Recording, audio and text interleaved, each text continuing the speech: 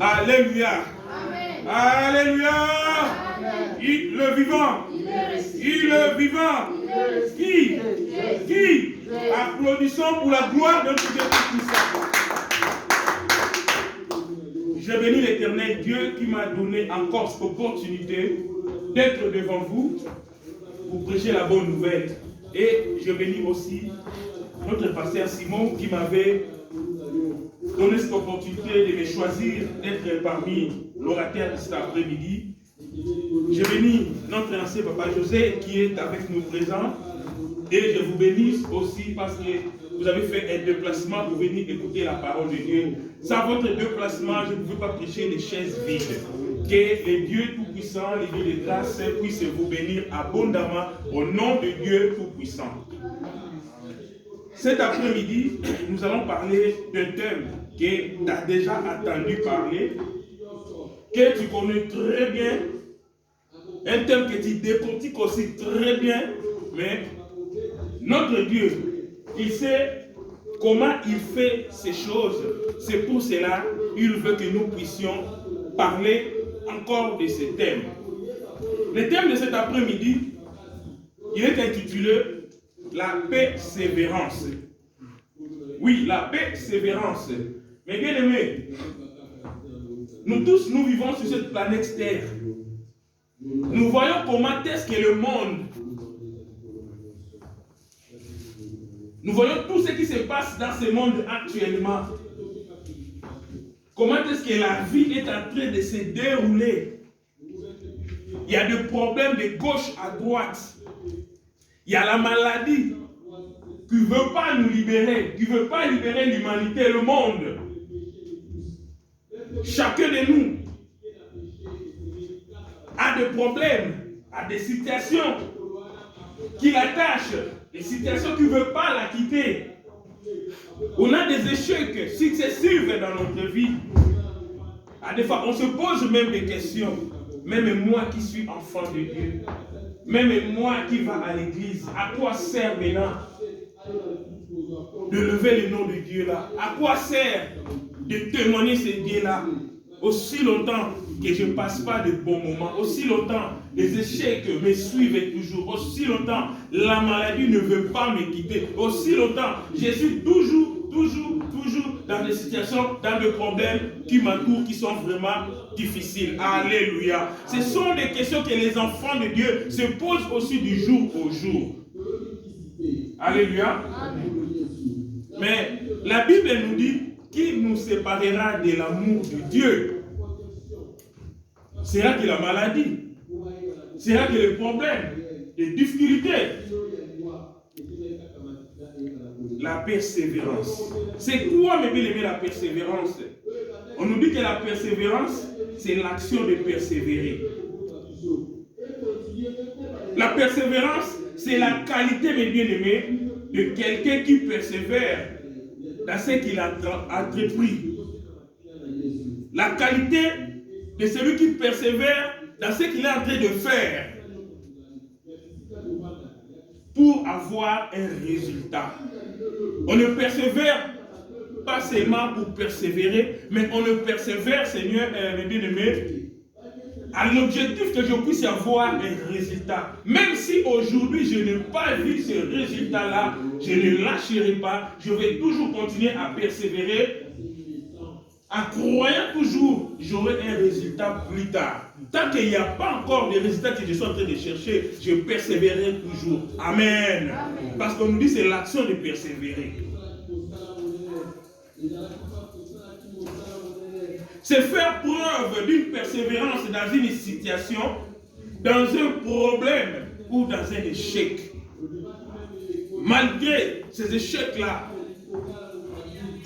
continue toujours à me suivre. Moi aussi, je veux persévérer d'une autre bande pour relever ces défis, pour que je puisse trouver de bons résultats par rapport à ces échecs-là.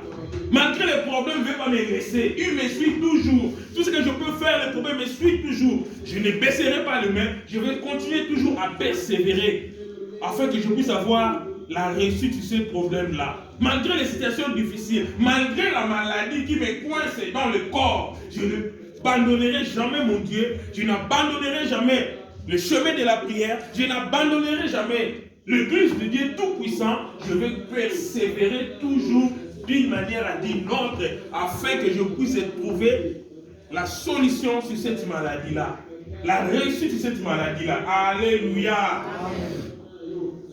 Qui peut nous séparer de l'amour de Dieu? L'amour que Dieu il a manifesté en nous offrant son Fils comme une offrande.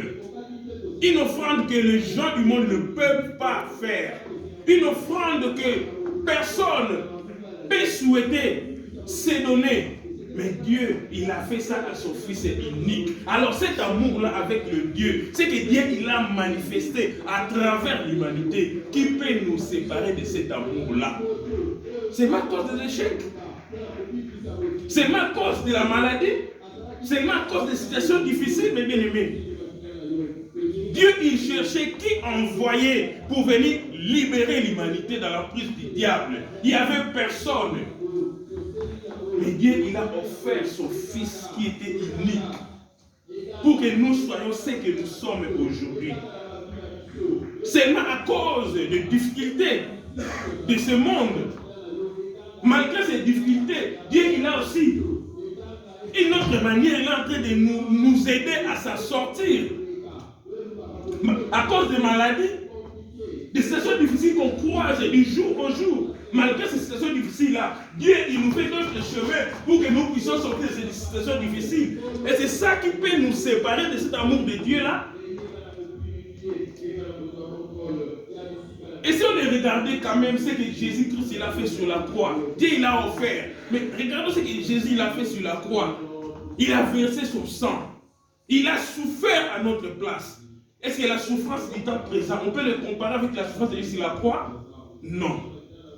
C'est que Christ il a payé sur la croix. Est-ce qu'on peut le comparer avec nos mains? Non. Dieu est amour. Il n'y a rien qui peut nous séparer de l'amour de Dieu. Même l'état que nous sommes en train de passer actuellement, on ne pourra jamais le comparer à ce que Dieu il a fait sur la croix. Ce que Jésus-Christ a subi sur la croix, mes bien-aimés. Dieu est amour. Cet amour-là, on ne peut jamais le comparer avec notre souffrance. Il y a des choses, quand ça nous arrive, bien aimés, essayons de réfléchir. Et non, ce que le Seigneur il a fait pour moi, je ne peux jamais abandonner son chemin. Je ne peux jamais abandonner son église. Je continuerai à l'adorer. Je continuerai à le suivre. Je continuerai à prier. Je continuerai à écouter la parole de Dieu. Parce que ce qu'il a fait, c'est déjà quelque chose d'énorme que personne d'autre ne peut faire. Alors ce qui me suit actuellement, ce n'est que rien.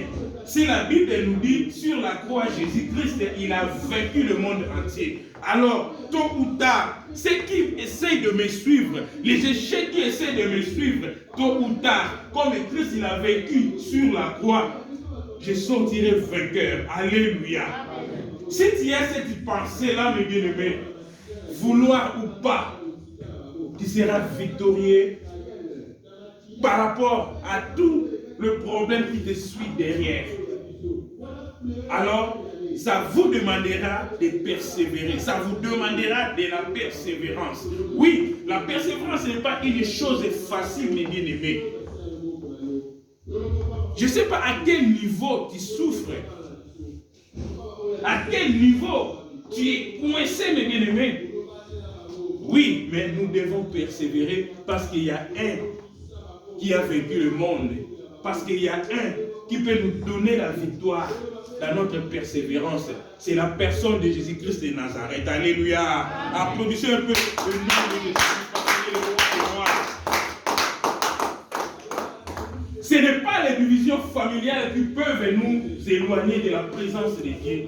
Ce n'est pas les divorces qui peuvent nous séparer de l'amour de Dieu. Ce n'est pas le manque d'argent. Non. Tout ça, Jésus-Christ l'a vaincu sur la croix. Nous devons évidemment regarder le devant et non de regarder en arrière. Ce qui est passé, c'est déjà passé. Regardons le devant. Or, quand nous regardons le devant, nous espérons toujours à la positivité. Quand nous regardons le devant, nous croyons toujours, devant là-bas, il y aura toujours des améliorations. Or, pour que puisse regarder de l'avant, pour que nous puissions toujours passer de la positivité et de la réussite, nous devons toujours persévérer. Amen. Je fais une démarche, ça n'a pas abouti. Oui, ça devient maintenant les temps passés. Moi, je vais regarder toujours de l'avant, je le referai encore. Parce que mon Dieu n'a pas encore dit un dernier mot pour moi. Je le fais pour la deuxième fois, pour la troisième fois. Tant que ça continue toujours à prendre des échecs, moi aussi je continuerai toujours parce que j'espère toujours à un objectif qui sera positif. Je ne croise pas les bras. Lisons Philippiens chapitre 3, versets 12 à 14.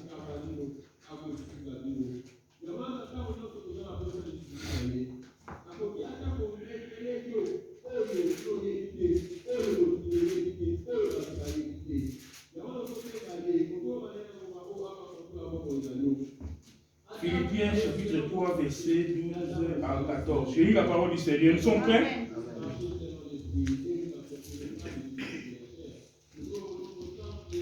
Car ce n'est pas que j'ai déjà remporté les prix ou que j'ai déjà atteint la perfection, mais je cours pour tâcher de les saisir. Puisque moi aussi, j'ai été saisi par Jésus-Christ. Frère, je ne pense pas l'avoir saisi, mais je fais une chose, oubliant ce qui est en arrière et me portant vers ce qui est en avant. Je cours vers le but pour remporter les prix de la vocation céleste de Dieu en Jésus-Christ. Parole du Seigneur. Paul dit, frère, je ne pense pas l'avoir saisi, mais je fais une chose, oubliant ce qui est en arrière. Nous devons oublier les échecs passés, mais nous devons toujours regarder de l'avant. Parce que nous avons l'objectif. Notre objectif, ça ne se trouve pas en arrière, non dans le passé, mais ça y est, en avant, là où nous allons. Donc nous devons oublier tous les échecs, toutes les situations qui nous tracassent, mais regardons toujours de l'avant avec l'objectif d'atteindre ce qui est positif. Ce qui m'a dérangé aujourd'hui, j'ai l'objectif de regarder de l'avant afin que je puisse l'avoir en positivité. Parole du Seigneur, mes bien-aimés. On dit, je cours vers le but pour remporter. Ce n'est pas le problème qui peut m'empêcher de venir à l'église. Si je viens à l'église, je viens pour adorer mon Dieu. Si je viens à l'église parce que j'ai un objectif, j'ai un but, qu'un jour je puisse hériter le royaume des cieux. Ce n'est pas les échecs qui feront que je puisse rester à la maison. Ce n'est pas les échecs, ce n'est pas les déceptions qui fera que je puisse rester loin de la parole de Dieu. Ce n'est pas les déceptions qui fera que je puisse rester loin de la vie de prière, que j'abandonne la vie de prière. Quelles que soient les situations, mes bien-aimés, je veux persévérer jusqu'au bout. Tant que mon Dieu n'a pas encore dit son dernier mot pour ma vie, je veux continuer toujours à persévérer, mes bien-aimés. Parce que je sais que mon Dieu, il va se lever un jour et il va trancher ma situation. Il va trancher mon problème. Mais pour moi, je dois toujours persévérer en regardant toujours de l'avant. Ce qui était passé, c'était déjà passé. Tous ces échecs-là, c'était déjà passé. Mais moi, mon but, je vais regarder toujours de l'avant. Ce n'est pas les échecs qui fera que j'abandonne la vie de prière. Oh non, ça fait longtemps que j'ai commencé à prier. C'est tout ce sujet-là, j'ai prié. Jusqu'au jour d'aujourd'hui, je fais les démarches, je fais ça.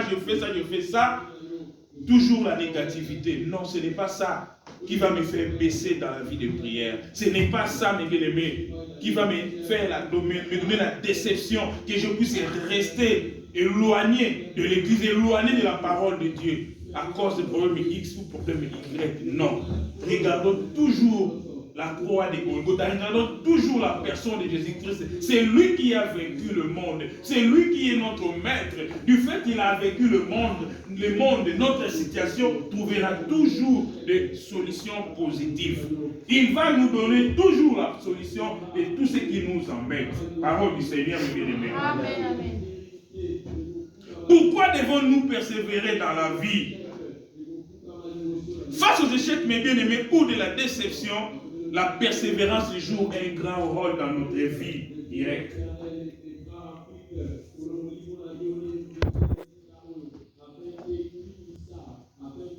La persévérance nous apprend, mes bien-aimés, sur nous-mêmes, notre résilience, notre capacité d'aller de l'avant. La persévérance, ça nous donne cette force-là d'aller de l'avant et de continuer toujours à croire à la positivité, malgré les situations difficiles. La persévérance, mes bien-aimés, c'est la mère du succès et de la réussite. Oui, il y a des échecs, il y a des déceptions, il y a des problèmes qui nous entourent. Tant que tu n'espères pas, tu vas continuer toujours à rester sur place. Mais tant qu'il y a l'espérance, mes bien-aimés, on dit c'est la mère du succès. Donc dans ta tête, c'est que non, je sortirai toujours avec un succès. Pas même aujourd'hui, pas même demain, mais un jour, le succès viendra de mon côté. La réussite, ça sera à mon portée. Amen. Celui qui persévère, mes bien-aimés, doit mettre leur foi en Dieu. Il doit mettre sa foi en Dieu. Parce que tu crois toujours que mon Dieu, mon Rédempteur, il va s'élever. La foi nous aide à triompher. Or, quand tu persévères, tu dois avoir la foi. C'est la foi qui va t'aider à croire toujours et à triompher. Ce qui est difficile à l'instant là. Ce qui est difficile, ce qui est derrière toi, ce qui est difficile là, c'est la foi qui va t'aider à les triompher, mes bien-aimés. Malgré que la foi ne nous met pas à l'abri. Ce n'est pas dit que quand tu as la foi, tu n'auras pas de situations difficiles. Ce n'est pas dit que quand tu as la foi, tu n'auras pas des échecs. Oui, ça peut venir, mais comme j'ai la foi en mon Dieu, je sais que mon Rédempteur, il finira toujours à s'élever. Le monde veut ou pas, qu'il change les décrets ou pas, qu'il change leur manière ou pas les gens de ce monde. Tant que j'ai la foi, j'espère, j'ai la foi, je sais que mon Dieu, il peut les décontourner afin qu'il puisse simplifier les situations, moi je puisse effacer. Parce qu'il est Dieu. Alléluia. Amen. La persévérance nous donne l'audace dans la foi, mes bien-aimés. Celui qui persévère, il a l'audacité dans la foi. Non, même si ça ne marche pas, pour moi, je sais que ça va aller, ça va marcher. Donc, un foi fou.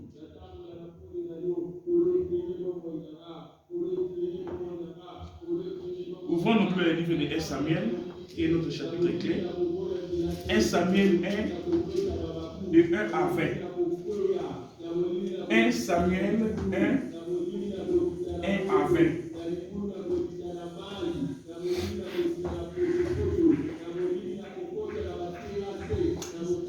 Samuel 1, chapitre 1, verset 1 jusqu'au 20e verset.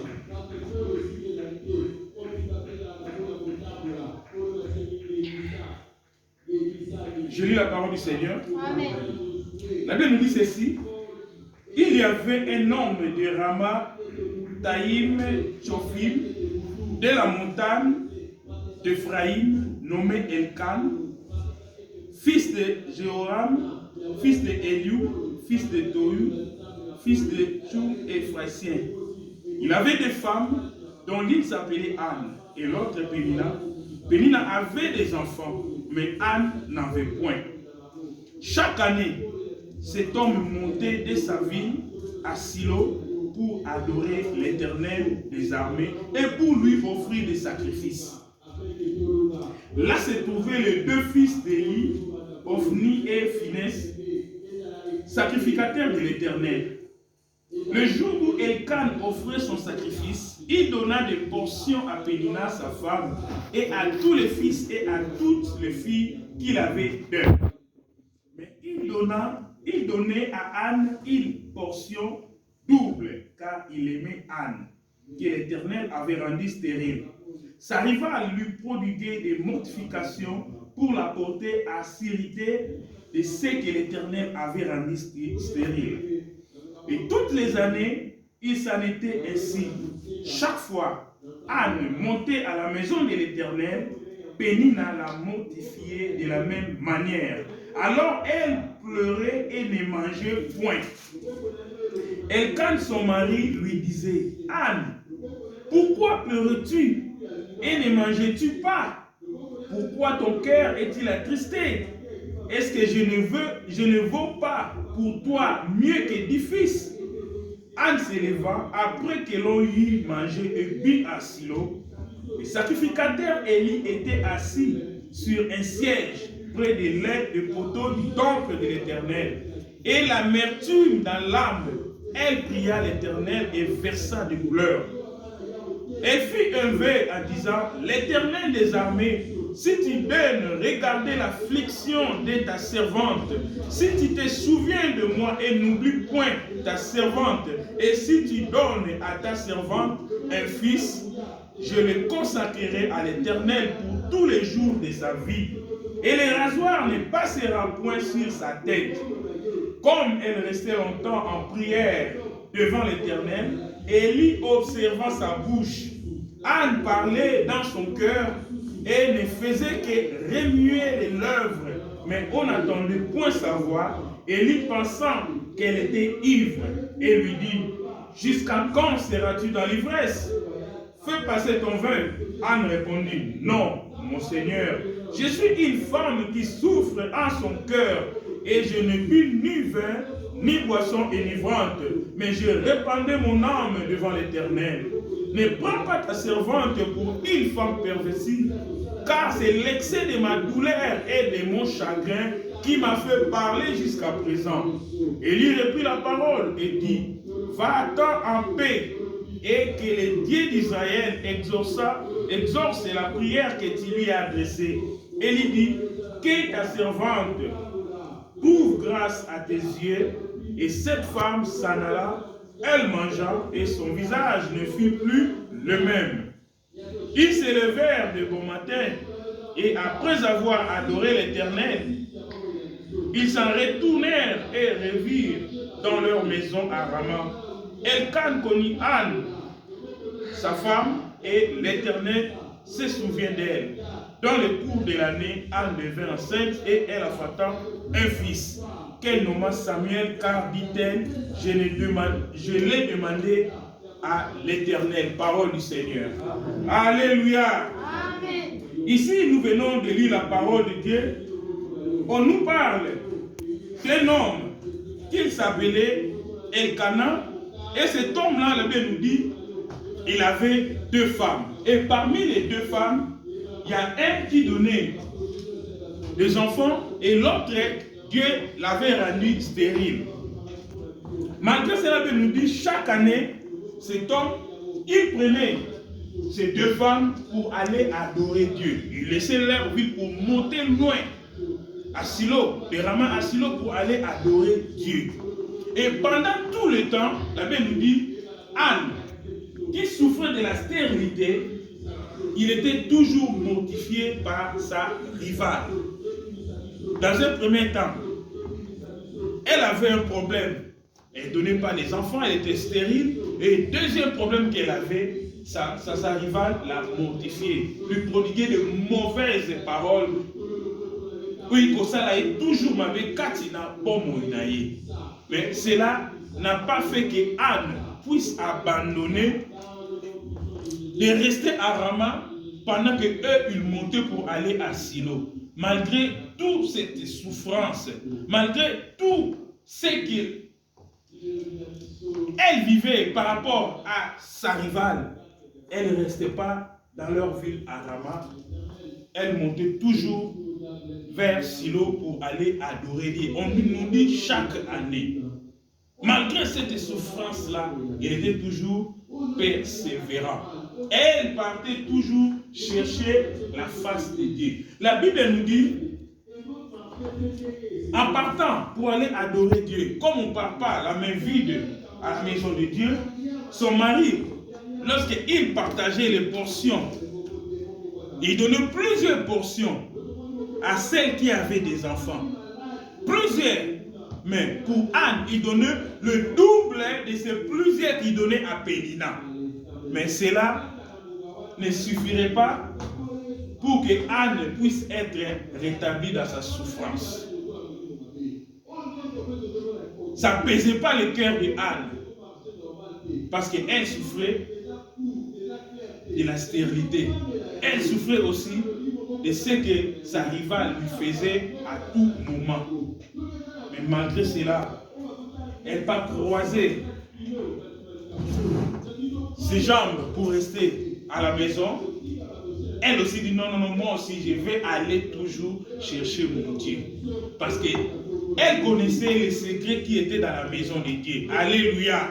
Or, aujourd'hui, nous les chrétiens, si tu as des situations pareilles, peut-être ça sera une des raisons, mais chaque année, nous montons, chaque année, on va aller prier, on va aller adorer Dieu, on va aller rendre grâce à Dieu. Mais regarde comment Dieu m'a fait. Regarde pourquoi Dieu il a permis l'autre là. Peut-être l'autre là, sa foi était un peu bizarre, mais Dieu lui donnait des enfants. Et moi qui est toujours, je tiens toujours à la parole de Dieu, mais Dieu ne me donne pas des enfants. Vous pouvez poser sur toutes ces questions-là. Surtout les chrétiens de notre heure, mes bien-aimés. Dieu, pourquoi il a permis que l'autre là me fait ça. Mais malgré tout ce que Pénina faisait, on nous dit, Anne n'était pas restée, n'était pas toujours resté sur place. Il s'est levé toujours, accompagné de son mari et de l'autre qui le prodiguait de mauvaises paroles pour aller adorer Dieu. On nous dit un jour, comme notre Dieu ne dort jamais, un jour, Anne, il rentre au temple pour aller adorer son Dieu, pour aller prier son Dieu, comme il persévérait. La Bible nous dit, les sacrificateurs Élie, il était dans un coin, à côté d'un poteau. Il a vu Anne en train de prier, en train d'adorer, en train de parler à son Dieu.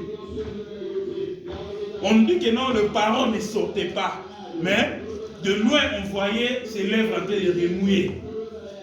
Les sacrificateurs, ils pensaient même que non, cette femme-là, peut-être elle est ivre. Il lui a dit, quand est-ce que tu cesseras cette habitude de vin? Ah, mon sacrificateur, ta servante n'est pas ivre. Si tu connaissais la douleur que moi j'ai, alléluia. Aujourd'hui, un pasteur, un responsable de l'église, tu essaies de reprocher à un membre de tels propos. Je pense que le culte ne va pas finir, il va sortir. Et en sortant, il donne bye bye à Dieu. Et il n'y aura plus dans notre église que non, les pasteurs sont ça. Mais Anne, elle savait ce qu'il avait comme objectif. Et puis intérieurement, elle savait ce qu'il disait à son Dieu. On dit quand tu veux prier ton Dieu, tu rentres dans ta chambre, tu fermes la porte de ta chambre et prie ton Dieu. Il était dans l'église, il priait son Dieu, il adorait son Dieu, mais on n'attendait pas ses paroles. Il priait au fond de son cœur, mais il voyait seulement que ses lèvres étaient en train de bouger. C'est pour cela que les sacrificateurs Élie, il avait pensé que non, cette dame-là, elle a pris du vin et tout. Mais lui, elle-même, elle savait en elle-même ce qu'elle disait à son Dieu. Il a dit au sacrificateur, non, ta servante n'a pas pris du vin. Si tu savais la souffrance que j'ai, il a expliqué au sacrificateur Élie. Et le sacrificateur Élie, il a prié pour lui, en demandant à Dieu. Il dit, lève-toi, vas-y, Dieu va te visiter. Alléluia. On nous dit, en rentrant à Rama, Et à ce moment même, lorsqu'il a dit de se lever, de rentrer, c'est bon, on a prié pour lui. Elle était calme, sereine. Elle a mangé le matin. Elle est venue, elle a adoré son Dieu et se sont retournés à Rama. Arrivée à la maison, la Bible nous dit, après être connue encore par son mari, elle est tombée enceinte. Alléluia. Amen. Mais à l'église, pendant qu'elle priait, on pensait qu'elle a bu du vin. Sa prière était aussi quoi? Seigneur, si tu me donnes un enfant, je le consacrerai à toi. Alléluia. Amen. Malgré la souffrance, malgré tout ce que sa rivale lui prodiguait, malgré les temps qu'elle avait enduré avec la stérilité, elle n'avait pas baissé le bras. Elle n'avait pas dit trop, c'est trop, ça fait longtemps que je prie. Mais elle continue toujours à monter à Rama, à la maison de Dieu, pour aller chercher son Dieu. Bien aimé, ce n'est pas le problème de ce monde qui peut nous éloigner dans la vie de prière. Ce n'est pas le problème de ce monde qui peut nous éloigner à la maison de Dieu. La Bible nous dit de ne pas abandonner la maison de Dieu, mes bien-aimés. C'est là que nous venons rencontrer notre Dieu. Oui, Dieu il est partout, mais ça c'est sa maison, c'est sa sacrée. C'est là que nous venons à sa rencontre. C'est là que nous venons pour l'adorer, mes bien-aimés. Alléluia. Oui, ce n'est pas à cause de quelqu'un, moi je vais abandonner l'église. Ce n'est pas à cause de quelqu'un, moi je vais abandonner le chemin de la prière. Ce n'est pas à cause de quelqu'un, moi je peux régner mon Jésus-Christ. Non, parce que je n'ai pas cru à une personne. Je n'ai pas cru à un pasteur. Je n'ai pas cru à un tel ou tel serviteur. Mais moi j'ai cru à Jésus-Christ qui a porté mes péchés sur la croix. Moi j'écris à Jésus-Christ, c'est lui qui est venu me racheter. Moi qui étais dans la vie de péché. Moi j'écris à Jésus-Christ qui est mon sentinelle. Oui, le Seigneur les a établis. Oui. Mais ils peuvent aussi avoir de faiblesses en tant que des humains. Ce n'est pas leur faiblesse qui peuvent me trahir à regarder en arrière ou à retourner en arrière. Même si la chose que moi je cherche, j'arrive pas à la saisir actuellement. Moi, je persévérerai, j'irai toujours de l'avant, je regarderai toujours de l'avant, parce que je sais qu'il y a un qui a vaincu ce monde et je sortirai triomphant, vouloir ou pas, parce que Jésus-Christ est réel et Jésus-Christ est le vivant. Que le Dieu Tout-Puissant vous bénisse. Toi qui as une situation quelconque, ne voyez plus ce qui est passé. Laissons le passé. Regardons le devant. Regardons l'objectif. Lève-toi, marche toujours avec ton objectif en persévérant. La persévérance est la mère de la foi. La persévérance va te faire triompher les échecs du lendemain. Que Dieu vous bénisse. Amen.